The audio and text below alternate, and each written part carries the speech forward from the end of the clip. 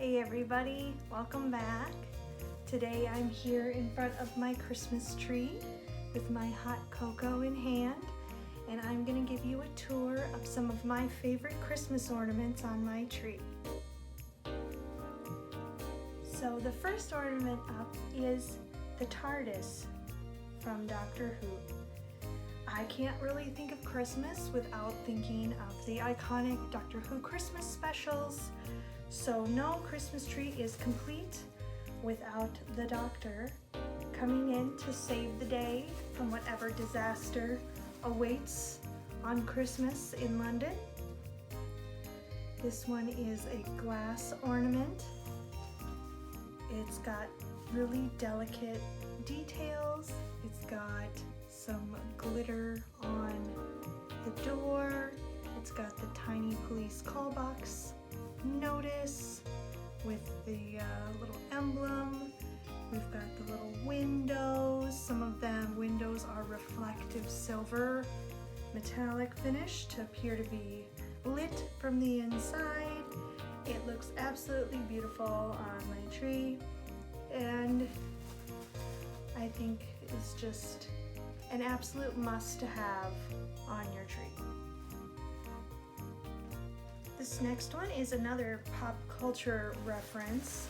I love that Christmas ornaments can be kind of a snapshot of the times, and this one is a little probably porcelain or plaster figurine of Santa Claus, and he is taking a selfie of himself, or an Elfie if you would like.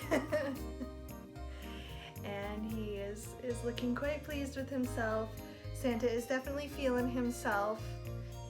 He was an early adapter to the body positivity movement, so he's always been definitely feeling himself and all of his glory, and he is taking a wonderful picture of himself on Christmas Eve as he delivers all of his toys. Maybe he's in front of somebody's tree taking a little snapshot.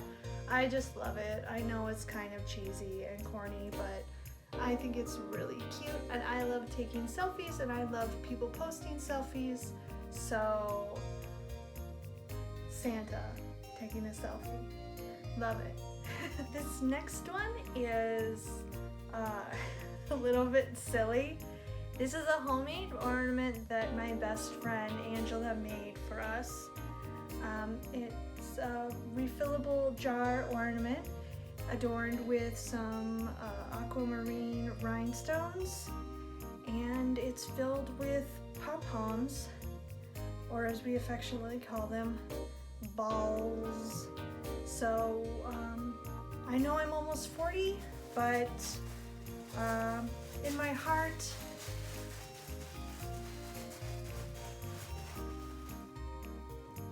I apologize for the crinkling in this video. My cat is very interested in what I'm doing here, and the only way to keep her out of frame was to set up a pile of tissue paper for her to sit on. It's either that or I lock her up, and I just don't have the heart to do it. She's an old kitty, and I don't think she deserves that. But if you hear crinkling, I'm so sorry. Kala is getting into the festive spirit with some tissue paper off camera. But anyways, as I was saying, I am almost 40 years old, but this is funny to me and to my best friend. So it is proudly displayed in the center of our Christmas tree, right at eye level. Balls. What else can I say? It's another nostalgic addition to my tree. My mother gave me this in the last few years. This ornament is 40 years old. This ornament is as old as me because this ornament was my very first Christmas ornament. This ornament was hanging on my mother's tray at the hospital on Christmas morning when they brought her breakfast, because I was born on December 22nd, but I was very small and I was very cold. Apparently I had trouble regulating my body heat, so I spent some time in the incubator. These days I would probably spend more time in the room with my mom, with other technology available. But she was in the hospital through Christmas, and this ornament was brought into her on her breakfast tray on Christmas morning, and I was also brought to her Christmas morning wearing a candy cane striped onesie.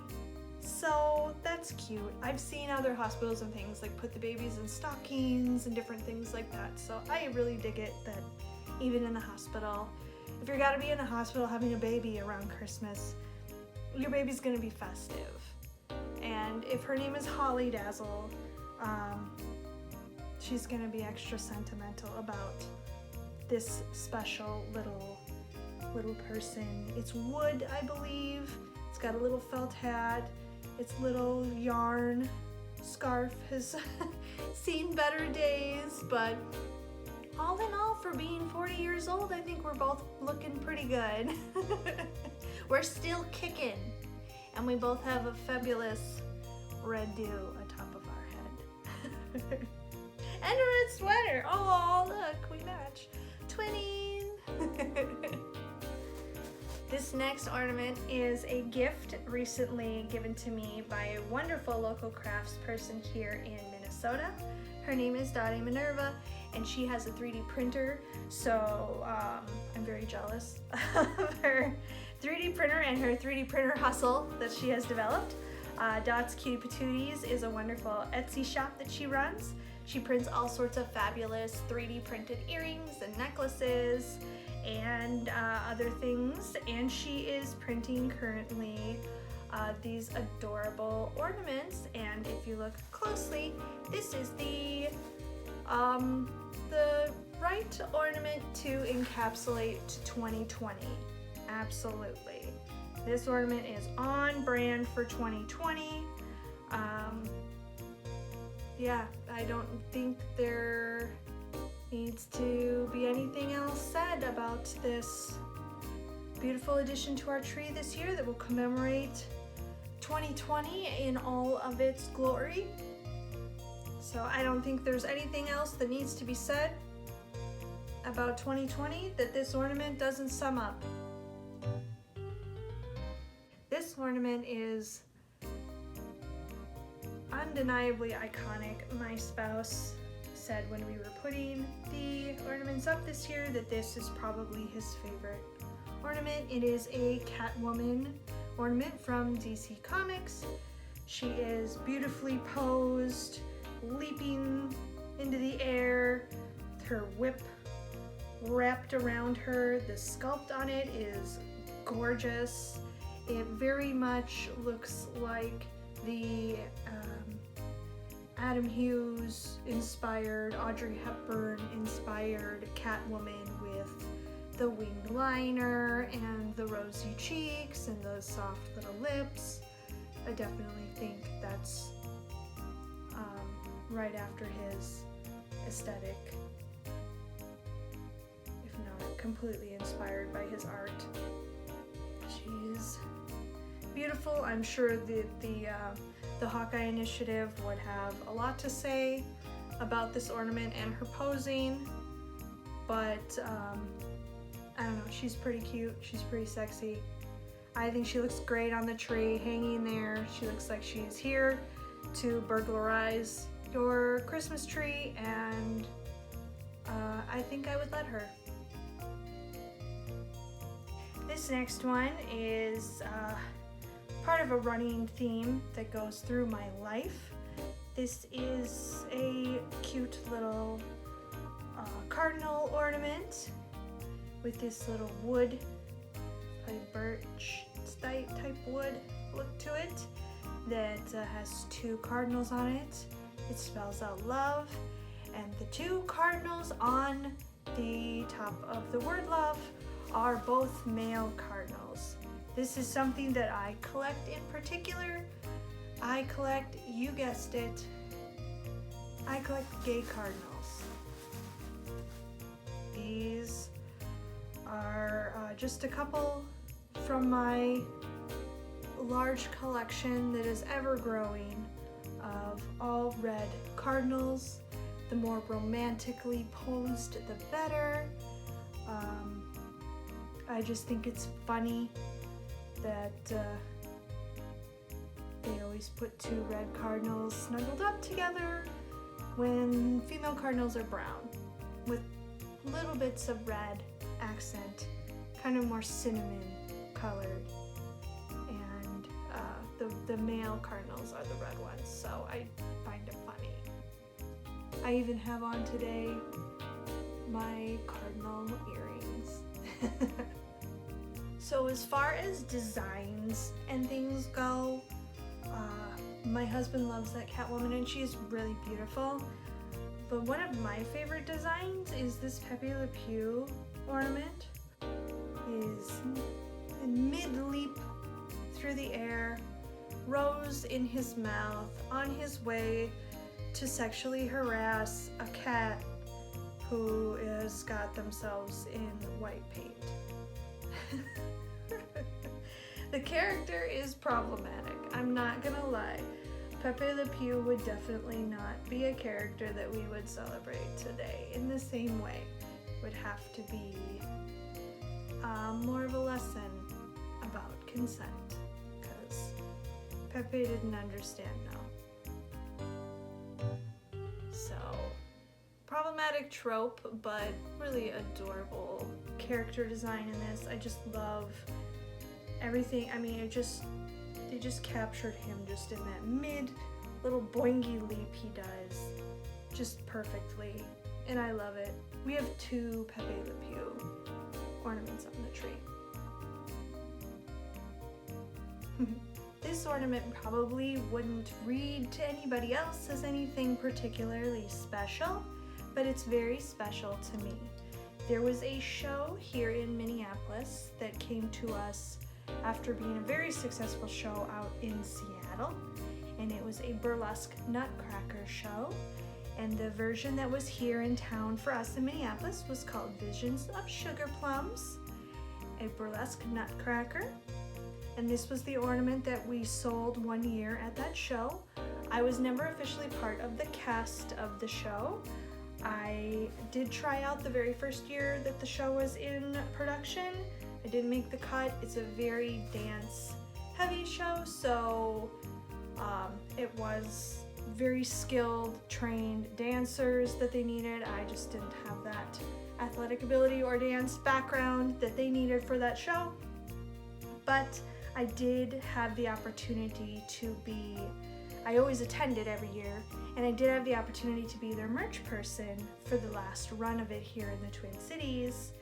And so I saw almost every night of the show for its run for a couple weeks, and I helped sell some merchandise, including these ornaments, and of course took one home for myself. The one side reads the show name, and the other side reads Sugar and Spice, more naughty than nice.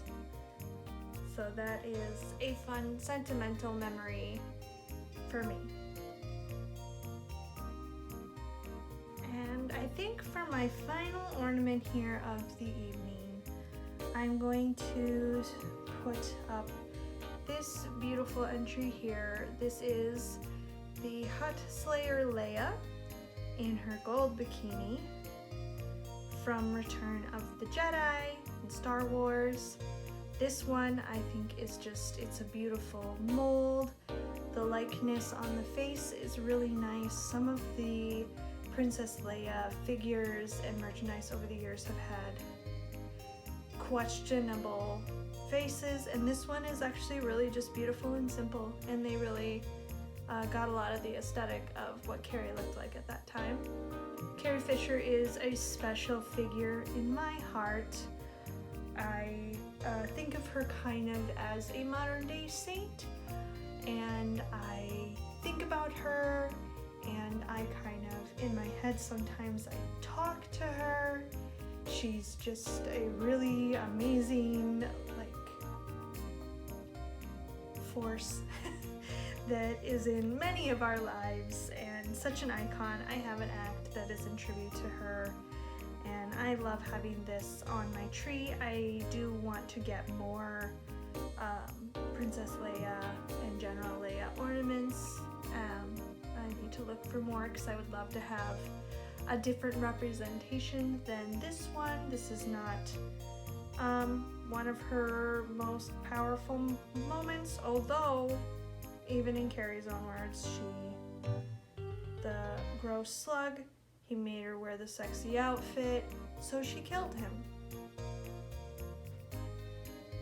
The end. And, you know, be the Hudslayer Leia you want to see in the world.